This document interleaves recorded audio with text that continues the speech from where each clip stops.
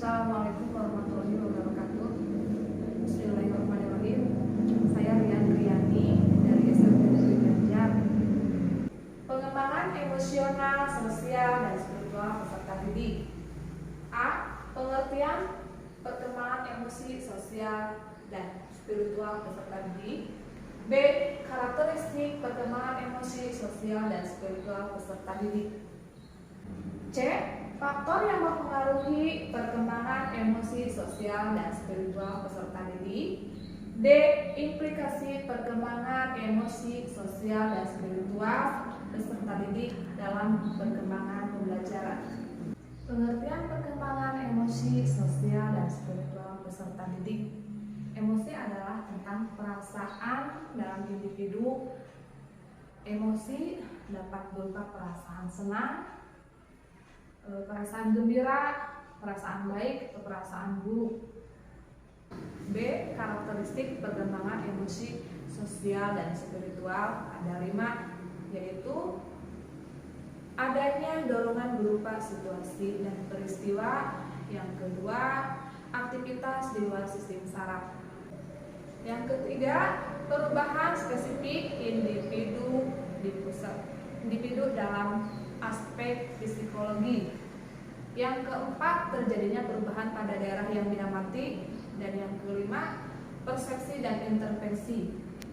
Menurut James Flower, ada 7 tahapan perkembangan agama. Yang pertama, tahap prima phase. Tahapan kepercayaan ini terjadi pada usia 0 sampai 2 tahun.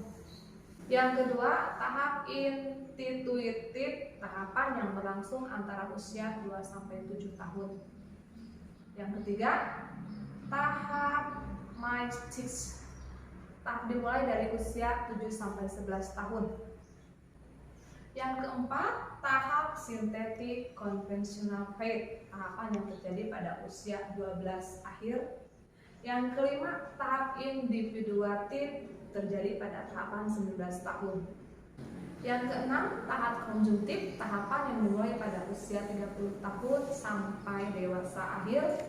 Yang ketujuh, tahap universalizing, tahapan yang berkembang pada masa usia lanjut. C.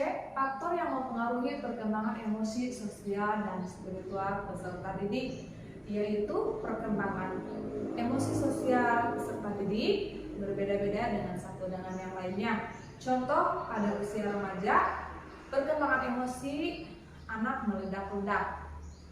Faktor yang mempengaruhi perkembangan emosi anak. A. Pengaruh keadaan individu sosial. B. Konflik-konflik individu dalam perkembangan peserta didik. Dan C. Faktor lingkungan. D. Implikasi perkembangan emosi, sosial, dan spiritual peserta didik dalam pembelajaran. Masa remaja, di mana masa remaja emosi anak mudah sekali berubah-ubah karena adanya perubahan hormon. Adapun yang diperlukan strategi untuk menangani perkembangan emosi peserta didik. Yang pertama, guru dan orang tua tidak boleh membuat cara sosial. Yang kedua, guru dan orang tua harus terampil. Yang ketiga, guru dan orang tua harus memiliki keterampilan dan kemampuan dalam mereka mencatat tentang perbuatan apa yang akan menyertai peserta didik. Sekian, terima kasih. Wassalamualaikum warahmatullahi wabarakatuh.